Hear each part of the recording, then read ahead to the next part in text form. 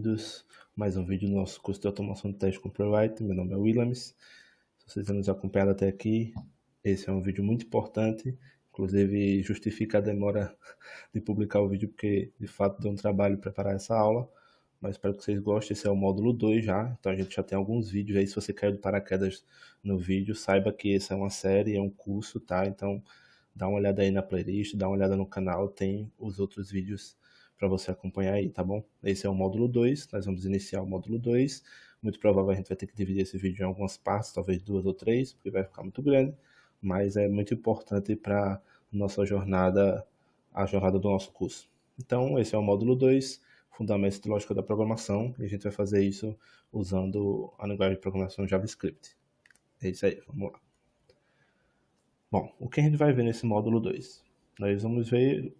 Nós temos como objetivo fornecer uma base sólida em lógica de programação para que os alunos possam entender e criar scripts automatizados de forma estruturada e eficiente. Quais são os tópicos? Variáveis, operadores e estruturas condicionais. No meio disso também a gente vai ver tipos de dados também. Loops e manipulação de listas, funções de modularização de código, arrays e objetos, que são inclusive muito importantes para a gente entender a questão da automação de APIs no futuro. Ok? Esses são os nossos tópicos que a gente vai ver nesse módulo.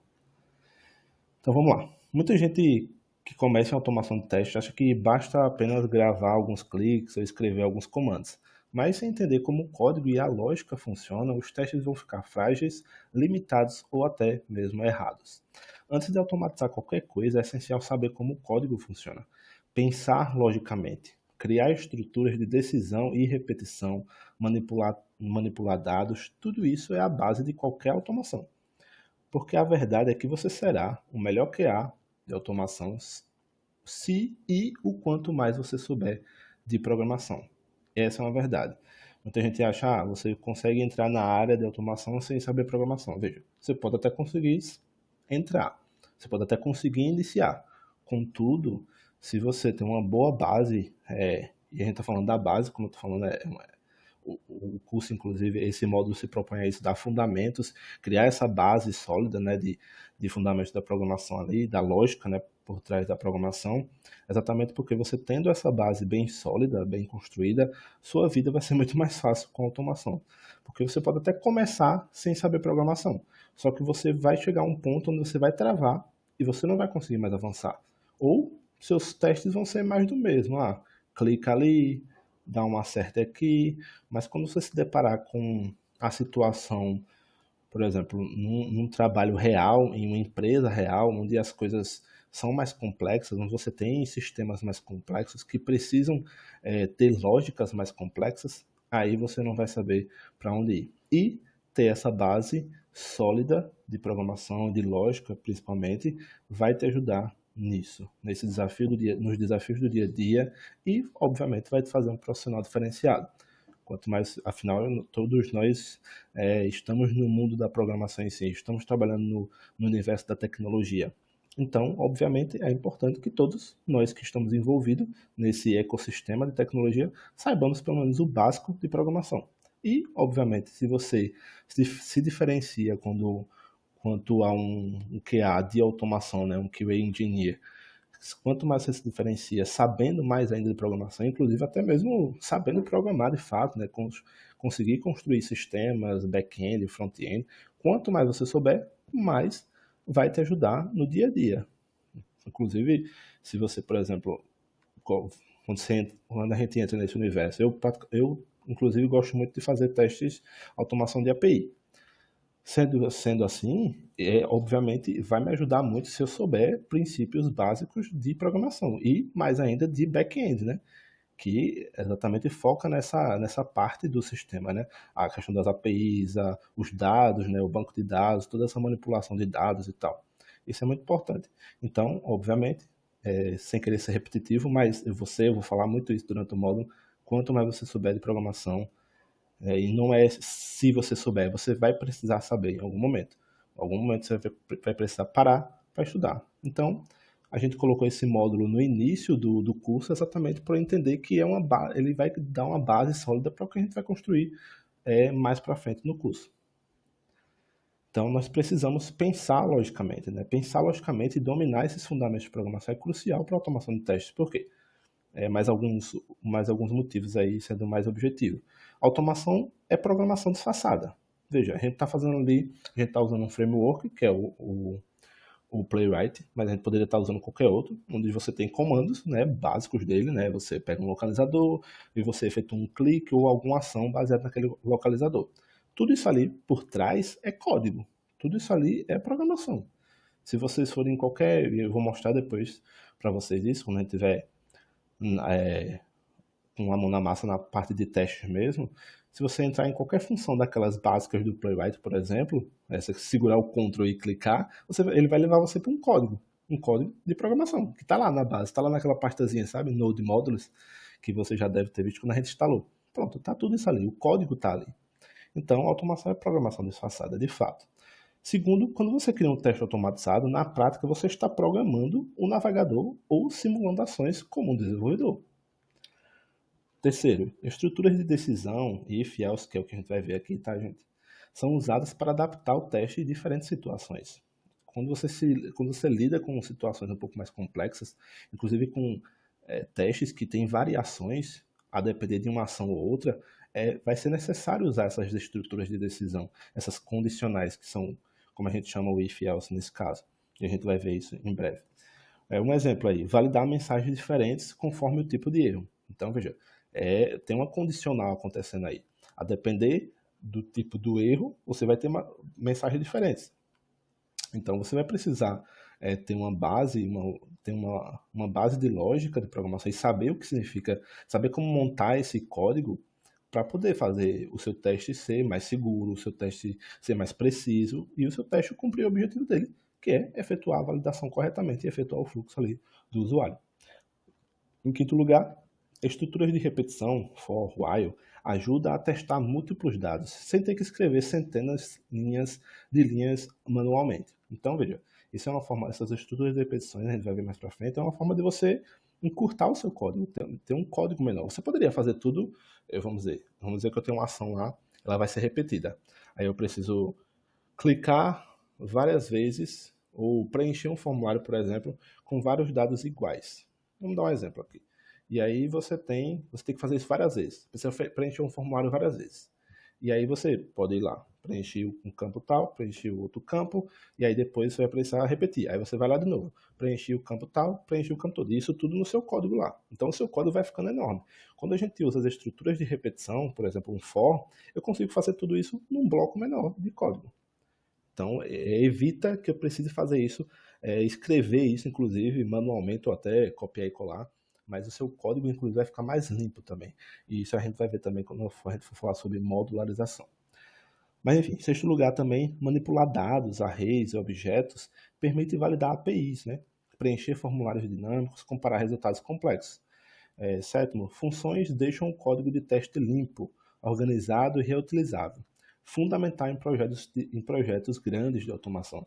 Se você está num projetinho pequeno ali, só um projeto seu, de estudo e tal, que na verdade eu recomendo você sempre usar as boas práticas, a gente vai falar sobre isso mais para frente, na parte de modularização, e quando a gente estiver falando sobre os testes em si, quando a gente estiver com a mão na massa nos testes, construindo nossos testes da aplicação que nós vamos testar, a gente vai falar sobre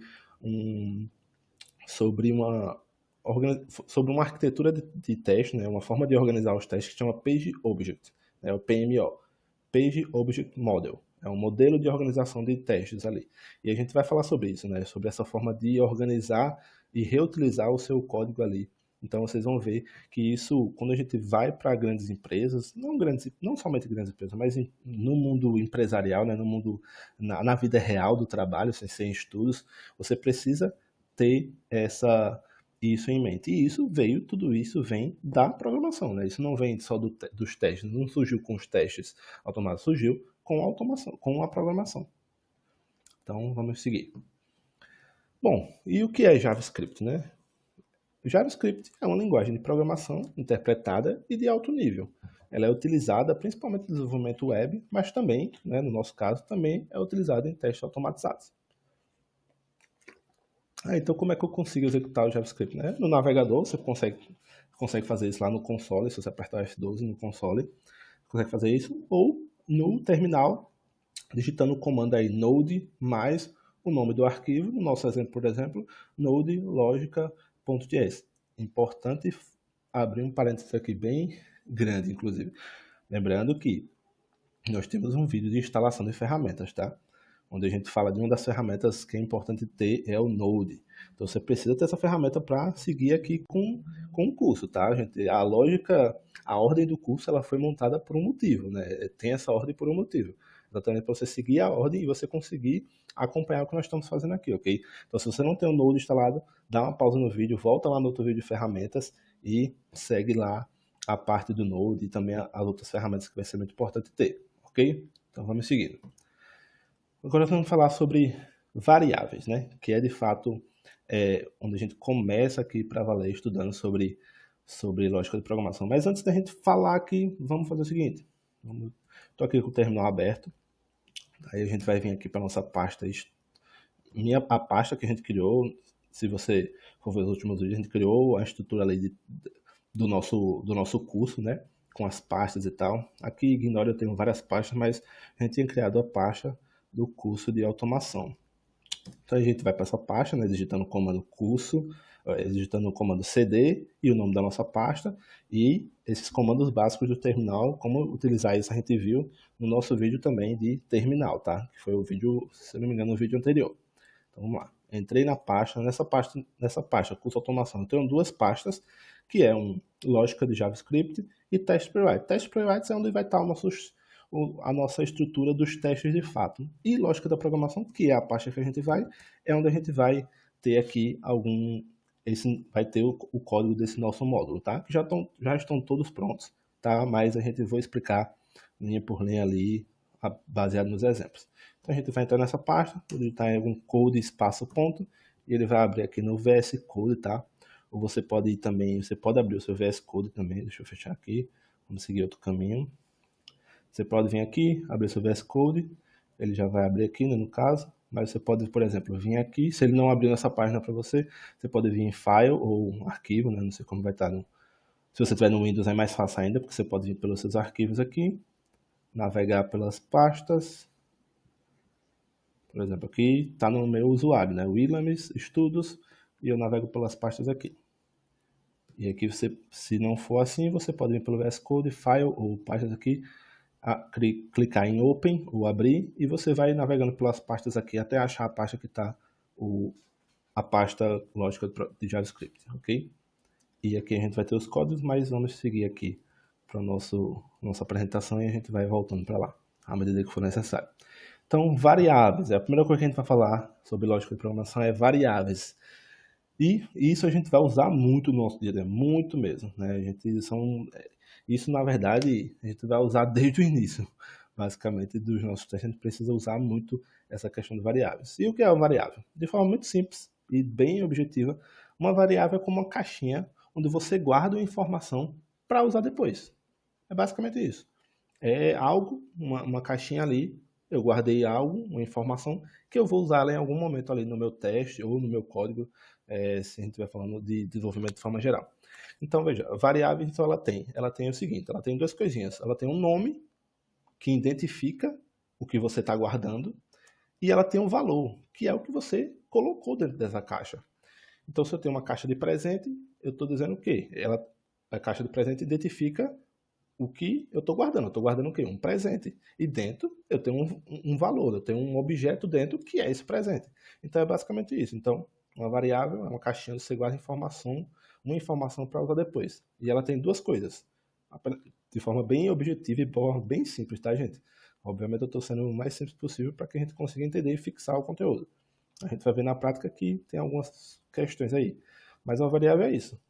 Ela tem um nome que identifica essa variável, né? E ela tem um valor atribuído a ela. Pode ter um valor ou não, tá? A gente vai ver isso mais para frente. Mas de forma geral ela tem um valor. Então vocês estão vendo aqui no exemplo que eu tenho essa palavra aqui, let, aí eu tenho espaço, aí tem nome igual a Carlos. Opa! Então nesse nosso exemplo que a gente deu aqui, nome, esse nome aqui seria o nome da variável e Carlos seria o valor. Certo? E na de baixo, a mesma coisa. conste. Aí a gente vai falar mais para frente sobre isso na próxima apresentação vai falar sobre essa diferença, o que é let e o que é const, tá? Mas aqui, vamos focar aqui no nome. Vamos esquecer esse let e const. Aqui eu tenho nome igual a Carlos. Nome aqui seria o nome da variável, né, de fato. E Carlos seria o valor dessa variável. E eu tenho idade aqui embaixo. Idade seria o nome dessa variável. E 30 seria o valor dessa variável. Vamos aqui para o código. E aqui a gente tem o exemplo.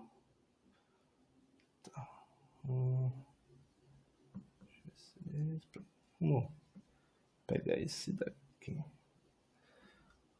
Aqui no exemplo que eu vou mostrar para vocês, eu tenho const, tá? Eu tenho pi, é o nome da variável, e tem esse valor aqui, 3.003.14159. Isso aqui é o valor dessa variável. E aqui eu tenho raio, é o nome da variável, e eu tenho 5, ou seja, é o valor dessa variável, ok? Então vamos seguir aqui. Variáveis, né? Ainda sobre variáveis. A gente vai usar let em que situação? Essa agora é a diferenciação entre let e const. A gente usa let para variáveis que podem mudar. Ok? Lembra que variáveis, no exemplo que a gente deu, é como se fosse uma caixinha onde a gente guarda informações que a gente vai precisar usar em algum momento. Então, qual é a diferença entre let, quando a gente está falando de variáveis let e const? Let são para variáveis que podem mudar, ou seja, elas vão mudar em algum momento. E const são para variáveis que não devem mudar. Const vem de constante, mas aí nesse caso é com o negativo, né? Não vai mudar. Ela não é constante. Então use const para variáveis que não devem mudar. Aí vamos lá para o nosso exemplo. Vejam só, deixa eu dar um zoom aqui. Dá até demais. Nesse exemplo, a gente tem uma função, tá? A gente vai falar sobre função depois, mas eu tenho aqui uma constante, que se chama pi, uma const pi, é uma variável, isso aqui, tá? E como a gente deu no exemplo lá, const para variáveis que não devem mudar. Esse valor aqui, eu estou dizendo o quê? Que π é esse valor absoluto, eu não vou mudar ele não deve mudar. Já raio, ele pode sofrer uma alteração, tá? Raio, que aqui está atribuído o valor 5, ele pode sofrer uma alteração, ok? Inclusive, se vocês forem ver aqui, ele está sofrendo uma alteração, tá vendo? Aqui eu tenho umas variáveis, aqui eu tenho um console log, tá? Que eu vou falar daqui a pouco que é. E aqui eu tenho um raio novamente como igual a 10, ou seja, ele sofreu uma alteração. Então, vou fazer o seguinte, vou abrir o terminal aqui do wrap, tá? A gente tá na mesma, lembrando que a gente tá na pasta de lógica. E eu vou executar esse código, tá? Node, o nome dele é let, aqui, let/const.js. Eita, deu um erro aqui, olha só. Que erro foi esse? Veja, ele está dizendo, óbvio que está em inglês, né? A gente vai debugar aqui esse erro. Vejam que ele executou aqui, tá vendo? Olha, ele mostrou aqui que o valor de π...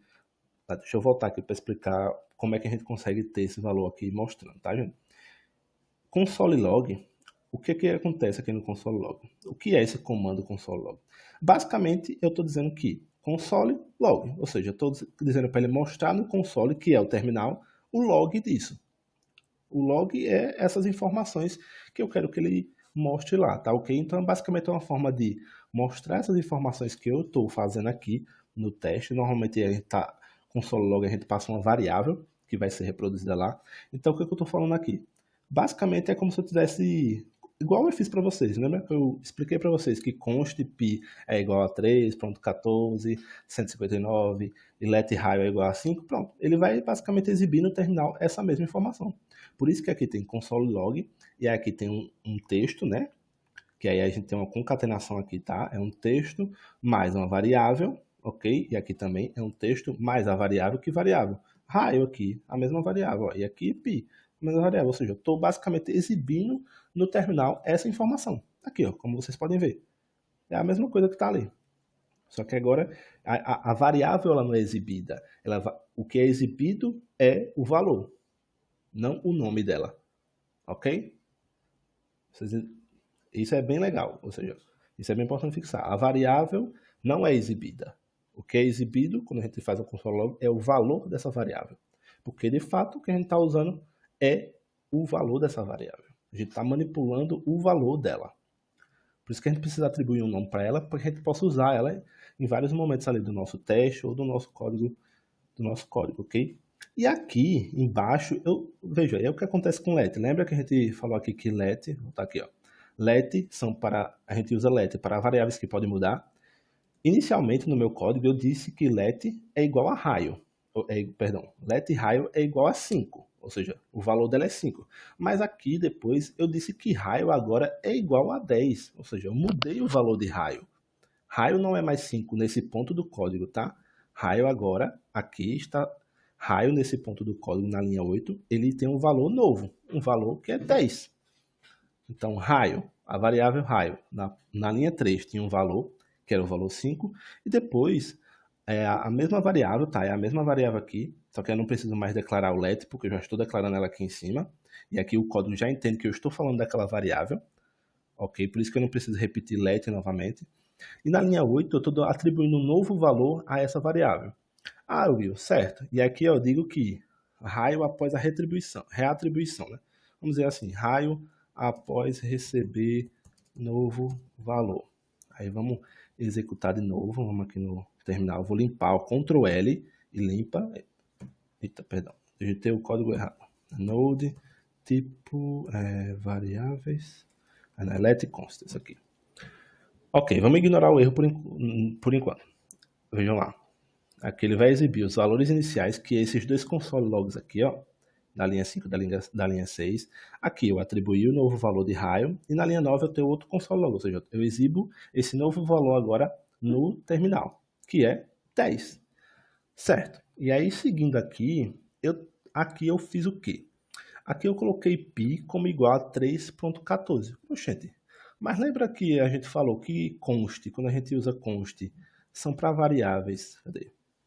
Que não devem mudar, ou seja, let, ok, elas podem mudar. E aqui no nosso exemplo, eu atribuí um novo valor a ela, que foi 10. Mas const, a const pi, a constante pi, eu atribuí um novo valor aqui. Mas a gente acabou de ver que use const para variáveis que não devem mudar. Então, ou seja, o que isso quer dizer? Quer dizer que eu não poderia fazer isso aqui. Isso está errado. Talvez seja por isso que esse erro esteja acontecendo. Talvez não. É, de fato, por isso que o erro está acontecendo. Se a gente for ver aqui, ó, vamos lá. Ele segue aqui, ele mostrou o valor de pi, naqueles dois console logs que a gente mostrou agora. E aqui um novo valor. E aqui, quando ele ia para o próximo comando, que é o quê? Que é esse daqui, ó. Ele seguiu tudo isso aqui, ó. Ele fez tudo isso certinho, fez tudo isso com console log, o novo valor de raio ele exibiu, e aí quando chegou aqui na linha 11, que é o novo valor de pi, que é uma constante, a gente disse que era uma constante, ele deu um erro. Ó, ele está mostrando, inclusive, ó, o arquivo e a linha aqui, gente, tá vendo? Ó, ele está mostrando o arquivo, a pasta, o caminho todinho, se a gente inclusive clicar aqui, ele vai mostrar... Abre até no navegador aqui o código todo. Mas, deixa eu botar aqui, terminal, pronto. Ele mostra o caminho todinho da gente, ó, a nossa pasta, que é usuário Willames, dentro da pasta estudos, aí tem curso automação, lógica JavaScript, e o arquivo em si, né? E a linha dele, isso aqui é a linha 11. Ele está mostrando onde é o erro, na linha 11. Então, vê só como o terminal também nos ajuda. Por isso que é importante dominar o terminal, não só apenas os comandos básicos, mas também entender isso, né? Por isso que eu fiz questão de mostrar isso no terminal para vocês entenderem e saberem debugar, é a palavra que a gente fala para isso, debugar o erro, né? Entender o erro ali e encontrar ele. Ele está dizendo que já está apontando onde é o erro, já, gente. Linha 11, e ele está dizendo aqui, ó, que o erro está aqui. Está com esse, como se fosse uma setinha aqui mostrando que o erro está aqui. Ele está dizendo type erro, ou seja, um erro de tipo. Eu estou... assignment, se não me engano, é assumindo uma constante variável, ou seja, ela está mudando, né? Eu não posso fazer isso. É constante, a gente viu que é usada para variáveis que não devem mudar. Então, vamos fazer o seguinte, se eu tirar isso aqui, vamos só comentar, ó, se você segurar o Ctrl barra, ou você só digitar duas barras, acho que não funciona. Se você segurar o Ctrl barra aqui onde você está, tá? No meu é command barra, tá? Se eu só segurar o command barra funciona. Eu acredito que se você estiver no Windows é Ctrl barra, tá? Ele vai comentar o código, ou seja, quando a gente executar o código aqui com o Node e o nome do arquivo, ele não vai ler essa linha aqui, ele está comentado, ele não está, vamos dizer, o código em si não vai ler, o programa não vai ler essa linha. Então vamos executar novamente aqui para ver o que vai acontecer. Node, let, né, e enter. Olha só, não deu nenhum erro e ele exibiu tudo que deveria exibir. Por quê? Porque o erro, de fato, estava naquela linha. Porque a gente estava atribuindo no valor para pi, só que pi é uma const. Não, ele não poderia fazer isso. Agora, Will, se eu fizer isso aqui? Se eu disser que não é uma let, ou não é um const, é uma let. Pi agora é let. Será que vai dar esse erro? Vamos lá. Vamos limpar aqui. Se você apertar para cima, normalmente... Olha só, não deu erro, tá vendo? Ou seja, porque agora sim eu posso alterar o valor de pi, porque ele é uma variável do tipo let. Então eu posso alterar o valor, mas se for const, eu não posso. Olha aí. Então, essa é a diferença entre let e const, tá, gente? Essa é a diferença entre let e const. A gente usa let para variáveis que podem mudar. E a gente usa const para variáveis que não devem mudar e o seu valor vai ser sempre aquele, ok? Vamos seguir aqui para o próximo tópico. Tipos de dados. Isso é muito importante para entender porque a gente vai estar sempre manipulando essas variáveis. A gente ainda está falando sobre variáveis, tá? Mas especificamente sobre tipos de dados. Não só... tipos de dados não se aplicam só a variáveis, tá? É importante falar isso. Mas a gente vai estar sempre manipulando essas informações. E a gente precisa entender que tipo de dados essas variáveis, esses objetos, está recebendo, tá? Então é importante. Então, tipos de dados são as formas diferentes que a informação pode assumir em um programa. Ou um código de teste também, tá? Cada tipo de dado define o que você pode fazer com aquela informação. Então vamos ver aqui nessa tabelinha os tipos de dados que a gente tem.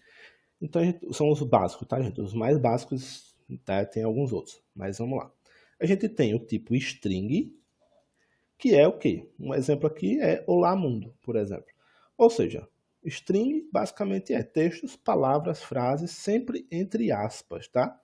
Então tudo que tiver entre aspas e forem textos, palavras, frases, é um tipo string. Por exemplo, vou botar aqui para o código da gente. Se eu disser que const pi é igual a aspas, o will, eu estou dizendo que, agora eu estou dizendo que pi não tem mais o valor 3.14.159. Agora o valor de will o valor de pi, perdão, é will. E isso aqui é uma string, ok? Isso aqui é uma string. Vamos voltar aqui para deixar nosso código certinho. E o próximo tipo, que é o exemplo lá da gente, é o tipo number, ou seja, número, tá? Que é basicamente isso, 25, 3.14, menos 7, ou seja, números inteiros ou decimais. Não precisa de aspas, como é o nosso exemplo aqui, tá? Ou seja, essa variável ela tem o tipo número, number, tá? Aqui também é a mesma coisa. E a gente também tem o booleano, que é o true ou falso, ou seja, verdadeiro ou falso. Ela é usada normalmente para decisões, tá? E a gente tem também o array, a gente vai falar mais para frente sobre array especificamente. Que é, no exemplo aqui, a gente tem essa lista, né? Essa lista de valores. A gente pode misturar vários tipos, inclusive, dentro dessa lista. Pode ser uma lista de strings, pode ser uma lista que tem strings mais numbers, tanto faz. Mas ele precisa estar entre esses símbolos, que agora eu não lembro o nome, mas eu acho que são colchetes. Então, vamos tirar a dúvida aqui. Aqui é assim, gente, é na realidade. Isso acontece com todo mundo. É isso mesmo, colchete, estava certo, tá vendo? Passei vergonha aqui com vocês de graça, mas estava certo. Colchetes, é isso mesmo. Então, os arrays vão estar sempre dentro de colchetes com informações, que podem ser tanto strings, podem ser números, ou seja, podem misturar vários tipos também, ok? A gente tem o object, o objeto, né? Que ficam entre chaves, esse aqui é mais fácil, ele agrupa vários dados com nomes, por exemplo, né? Ou também pode ser valor, ele pode ter números também, tá? Então são chaves está entre chaves que tem valores. Então, por exemplo, eu tenho uma variável aqui, inclusive, né, como se fosse uma variável, nome, que o nome dela é João, ou seja, é um valor.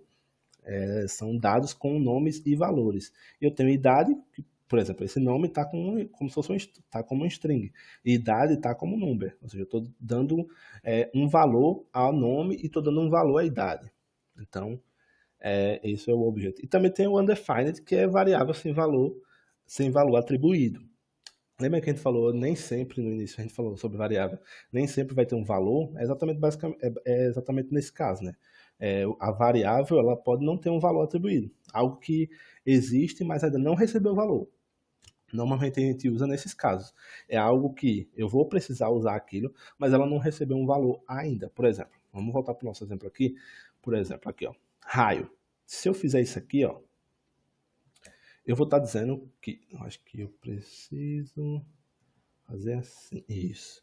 Eu vou estar dizendo que raio, nesse caso aqui, não tem valor, mas aqui ele recebe um novo valor. Vamos executar esse código. Deixa eu comentar isso aqui para não dar erro. Vamos vir para cá. Vamos executar e ver o que acontece, tá? Node let. Pronto. Veja só.